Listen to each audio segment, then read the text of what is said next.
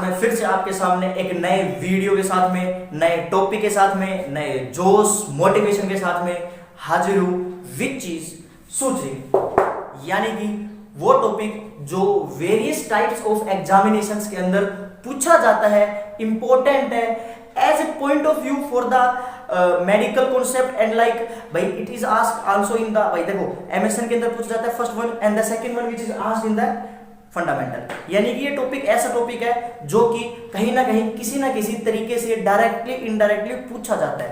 तो we will discuss about the suturing, what are the types of suturing, what are the kind of substance or what are the kind of synthetic material which is used for our suturing के अंदर।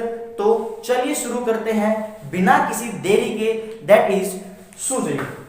देखो my friends, suturing को शुरू करने से पहले, यानी कि इसको मैं अगर आपको वैसे देसी भाषा में बताऊं तो दैट इज टाके लगाना, यानी कि जो बोलते हैं गिर जाते हैं, चोट लग जाती है, तो उस टाइम पे इंजरी होती है, जो वुंड फॉर्मेशन होता है, उस वुंड को सीलने के लिए, उस वुंड को कंप्लीटली हीलिंग प्रोसेस के अंदर लाने के लिए that process used which is known as suturing, यानी कि सूचरिंग बड़ा ही इंपॉर्टेंट है। Suturing, without suturing there will be more complication, we can not complete heal that wound without suturing, then you have to just clear about that suturing, that only about कि भाई देखो टाके लगाना और stitches को आपस में जोड़ना और जोड़ के उसको कंप्लीट एक दूसरे से एंड टू एंड फॉर्मेशन कर देना, उस पूरे प्रोसेस को कहा जाता है सूचरिंग। यानी कि sir it is a series of stitches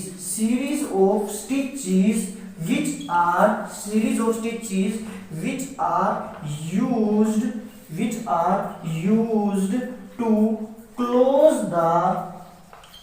used to close the open wound, यानी कि सर ये एक सीरीज होती है, यानी कि एक कॉन्टिन्यूसली कतार टाइप की होती है, जो किसकी होती है, स्टिचेस की होती है, यानी कि सर टाकों की होती है अगर मैं नॉर्मल बताऊं आपको, और विच आर यूज्ड, जो कि यूज की जाती है to close the open wound, यानी कि ओपन वुंड को कंप्लीट क्लोज करने के लिए जो टाके की होती है जरूरत, उसको कहा जाता है सूचरिंग। समझ में आया कि सर बस खाली एक ओपन वुंड को बंद करने के लिए जो प्रोसेस यूज की जाती है, that process is known as suturing. The second one is what are the types of suturing generally we will study.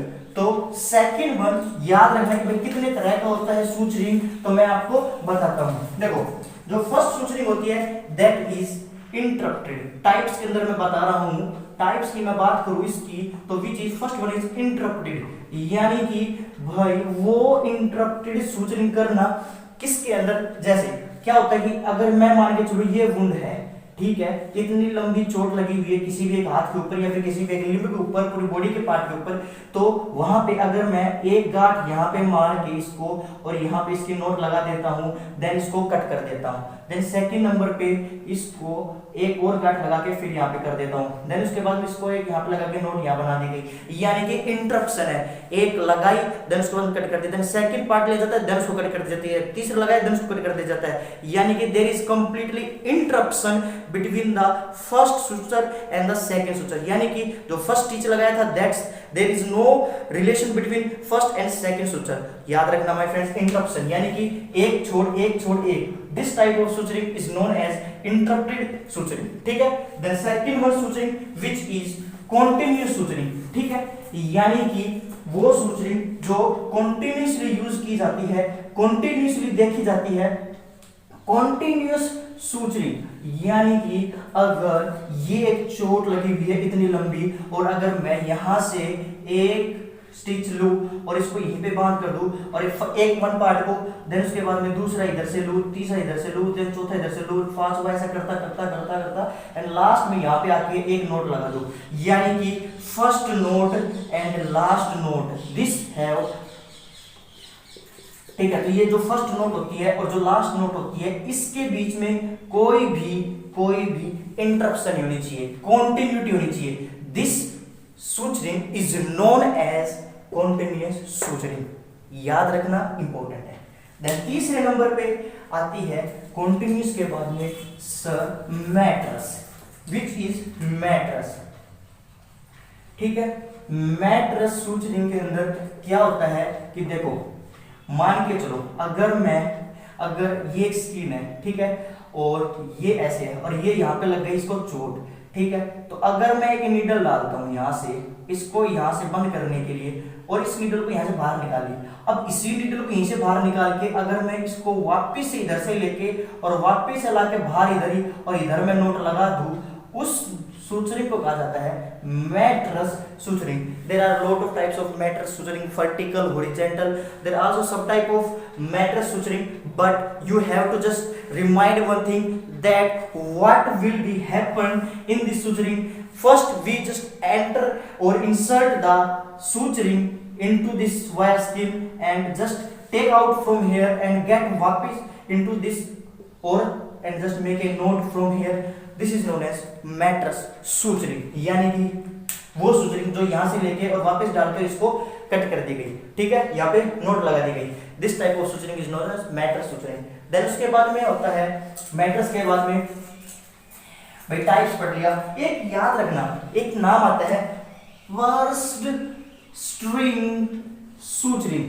pursed string suturing, ये कौन सी suturing होती है? देखो भैया, अगर अपन बात चले तीन प्रोसेस की, तीन सर्जरी की, first one which is appendectomy, the second one which is vasectomy, the third one which is tubectomy.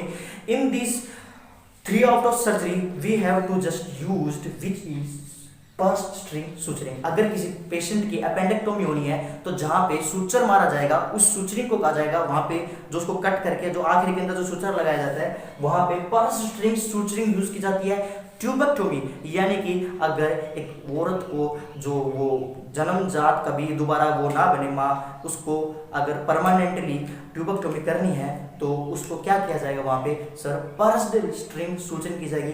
और same as like for the male also which is vasectomy, जो कि वहाँ पे वेस्ट डिफरेंस को cut करके और वहाँ पे जो सुचर्स लगाया जाता है उस सुचरिंग को वहाँ पे पर्स्ड स्ट्रिंग सुचरिंग कहा जाता है, याद रखना। देन उसके बाद में फर्स्ट सुचरिंग के बाद में जो अपने पास में टॉपिक आता है विच इज सर सुचर्स कौन से होता है, what are the types of sutures which is generally asked. Sir sutures कितने तरह के होते हैं? First one is sir absorbable and the second one which is non absorbable, यानी कि वो सुचर्स जो फर्स्ट होते हैं एक बार किसके लिए? Sir absorbable and the second one which is non absorbable. वो सुचर्स जो अपनी बॉडी एक्सेप्ट कर लेती है, एब्जॉर्ब कर लेती है, थोड़े से दिनों के बाद में वो घुल जाते हैं अपने शरीर के अंदर ही और उनका कोई टॉक्सिक इफेक्ट नहीं होता बॉडी पे। That is usually for that known as absorbable and the second one which is not absorb by our body tissue, that is known as non absorbable sutures. ठीक है, तो एब्जॉर्बेबल सुचर्स होता है, these are all mainly two types. First one which is natural and the second one which is synthetic, यानी कि अगर मैं बात करूं, ठीक है, अगर मैं बात करूं किसकी, अगर मैं नेचुरल की, तो नेचुरल के अंदर क्या होता है सर? वो सुचर्स जो ऑब्टेन किए जाते हैं नेचुरल सोर्स, लाइक अगर कोई एनिमल सोर्स है यानी कि मैन मेड नहीं है, that is known as natural sutures or natural absorbable sutures. These are two types. This is also of two types. First one which is plain catgut and the second one is chromic catgut. ठीक है, तो अपने पास में क्या हुआ? Natural की भी सर कैटगट होती है यहाँ पे, और ये कैटगट भी दो तरह का ही होता है। First one is plain catgut, the second one is chromic catgut. और सिंथेटिक के अंदर फर्स्ट वन विच इज देखो इसके अंदर होता है first one which is polyglycolic acid, ठीक है, पॉलीग्लाइकोलिक एसिड होता है, या फिर वैक्राइल 910 वैक्राइल कहा जाता है इसको, ठीक है। और इसका जो केमिकल नेम होता है वो होता है पॉलीग्लैक्टिन 910, पॉलीग्लैक्टिन 910, ठीक है, यानी कि 9 ये होता है अपने पास में वेट्राइल, जिसका केमिकल नेम पूछा जाता है कई बार और इंपॉर्टेंट भी है। और पॉलीग्लाइकोलिक एसिड, ये है synthetic, that is made from the synthetic part, but जो एब्जॉर्ब किया जाता है अपनी बॉडी के अंदर। And the second one which is natural plain catgut, chromic catgut. इसको प्लेन कैटगेट को, क्रोमिक कैटगेट को अपन इसकी थोड़ी सी और बातें पढ़ लेते हैं। सबसे पहले ये लिख लिया होगा, इसको देख लेना आप आराम से। और देन उसके बाद में सेकंड नंबर होता है प्लेन कैटगट, यानी कि प्लेन कैट गट। याद रखना, वो ये मत समझना कि ये वो गट ली गई किसकी, कैट की, नहीं। फर्स्ट वन ये सिर्फ खाली नाम होता है, बट ये ली जाती है गट किसकी, फर्स्ट होती है अगर शीप और काउ ना सॉरी शीप, लैम्प एंड गोट, यानी कि इन 3 एनिमल्स की क्या ली जाती है, सब म्यूकोजा, सब म्यूकोजा ली जाती है। किनकी सर, शीप, लैम्प और गोट की। वहां से मिला जाता है प्लेन कैटगट। और second one which is chromic catgut, या फिर अगर सिरोसा ली जाए तो किसकी, काउ की, डंकी की, and the third one which is pig. ठीक है, इसकी सर सिरोसा ली जाती है। ठीक है, किसको बनाने के लिए, सर प्लेन कैटगट को। ठीक है, ये होती है सिरोसा, याद रखना। फर्स्ट वन सब म्यूकोसा, द सेकंड वन सब म्यूकोसा, देन तीसरे नंबर पे मस्कुलरिस और चौथे नंबर पे सिरोसा। तो ये 4 लेयर होती है हर ऑर्गन की। तो उस ऑर्गन के अंदर से ये ली जाती है शीप, गैट की, सब म्यूकोसा, और सिरोसा ली जाती है काउ, डंकी एंड पिग। ठीक है, these are obtained sources of the absorbable sutures natural found in our normal body and used for the suturing के लिए। ठीक है, देन सेकंड नंबर पे sir plain suture is most sensitive sutures होता है। Sir ये plain sutures is the most sensitive sutures. ठीक है, मोस्ट सेंसिटिव सुचर की कैटेगरी के अंदर ये आते हैं। ठीक है, अच्छा, और इसके पॉजिटिव मोस्ट सेंसिटिव कैटेगरी होता है ये। और इसके अलावा ये इसके मैंने सोर्सेज बता दिए थे आपको। और इसकी जो लेंथ होती है दैट इज अबाउट 35 सेंटीमीटर्स और 15 इंच, यानी कि अगर 15 इंच है या फिर 35 सेंटीमीटर है, दैट इज प्लेन कैटगट। और ये केमिकल मेथड के द्वारा स्टेरलाइज किए जाते हैं। ये पॉइंट्स आप याद कर लेना, लिख लेना। केमिकल मेथड्स के द्वारा इसको सर स्टेरलाइज किया जाता है। ठीक है, और बाकी इसके अंदर यही होता है कि भाई लेंथ होती है 35 सेंटीमीटर 15 इंच की। केमिकल मेथड इज स्टेरलाइज किया जाता है इसके द्वारा। एंड द एब्जॉर्बेबल टाइम, यानी कि एब्जॉर्बेबल टाइम कितना होता है, तो सर 7 to 10 डेज होता है। किसका, प्लेन कैटगट का 7 to 10 डेज होता है प्लेन कैटगट का। और 7 to 14 डेज होता है किसका, क्रोमिका। ठीक है, सिंथेटिक का, सॉरी सिंथेटिक का होता है 7 to 10 डेज, 7 to 14 डेज, या फिर हाँ बस यही होता है। ठीक है, और अगर मैं क्रोमिक की बात करूं तो ये सर 14 to 21 डेज तक तो स्पोर्ट करते हैं। ठीक है, स्पोर्ट द वुंड। और ठीक है, और 90 डेज का इसका एब्जॉर्बेबल टाइम होता है। 90 डेज तक एब्जॉर्बेबल टाइम होता है। ठीक है, 7 to 90 डेज तक इसका एब्जॉर्बेबल टाइम होता है क्रोमिक कैटगट का। तो ये था ऑल अबाउट प्लेन कैटगट और chromic catgut which is generally asked in our normal competitive exams. Then उसके बाद में क्या होता है कि भाई अगर चेहरे पे लग गई, लिप्स के ऊपर कोई इंजरी हो गई, तो उसको वहां पे कौन सा सुचर यूज किया जाएगा, तो there is sir plain catgut is used where the lips kind of अगर इंजरी हो जाती है। ठीक है, तो ये होता है। तो these are all about the plain catgut, chromic catgut और absorbable sutures. The second part which is non absorbable sutures. Non absorbable sutures, non absorbable sutures, ये तो सिर्फ खाली एक बार आप याद रखना कौन से होते हैं। Sir first one is natural, जो कि सर नेचुरल से बनते हैं। और the second one which is synthetic, यानी कि सिंथेटिक से बनते हैं। तो फर्स्ट वन, ठीक है, सिंथेटिक। ठीक है, तो फर्स्ट वन नेचुरल के अंदर जो फर्स्ट होता है, विच चीज नेचुरल के अंदर फर्स्ट होता है वो होता है सर लार्वा ऑफ कोकून से बनी हुई suture which is known as silk. Silk आता था। ठीक है, और सिंथेटिक के अंदर होता है फर्स्ट इन पॉलीअमाइड। क्या कहा जाता है, पॉलीअमाइड,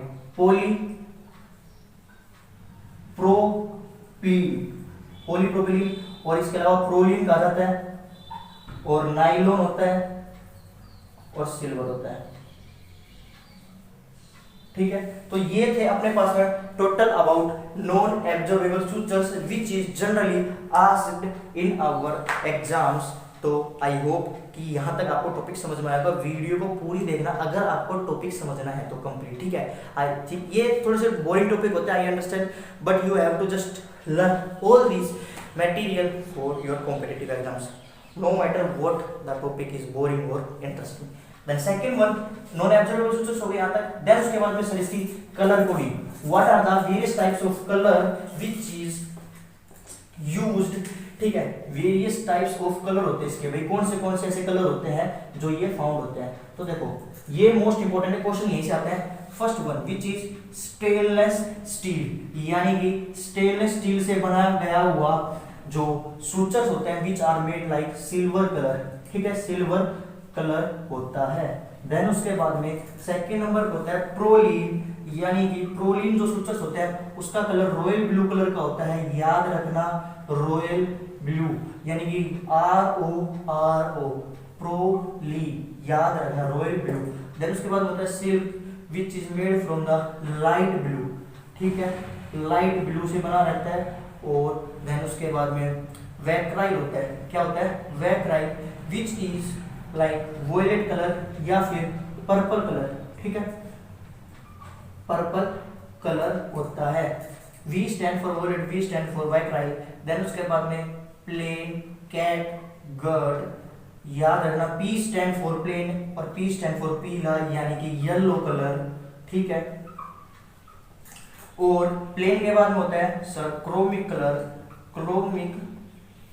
कैटगट का कलर जो होता है that is chromic stand for, और ब्रोमिक, क्रोमिक, याद रखना ब्रोमिक या फिर क्रोमिक, एक याद रखना, यानी कि ब्राउन, ब्राउन कलर का होता है। और अगर मैं पीडीएस की बात करूं तो sir it is made up of grey colour, और मैं एथीबॉन्ड की बात करूं तो it is made up of orange colour. तो these are the normal colours, आप याद रख लेना, which is generally asked in our exams and which is very important for the various types of examination. ठीक है, तो ये थे various colours about the sutures. ठीक है, देन उसके बाद में होता है अपने पास में सूचर्स के कलर पढ़ लिए गए हैं। देन उसके बाद में नीडल साइज क्या होती है इनकी। ठीक है, यानी कि नीडल होती है जो कि वेरियस टाइप्स के बाद में सर नीडल, यानी कि कितने साइज की कहां यूज की जाती है।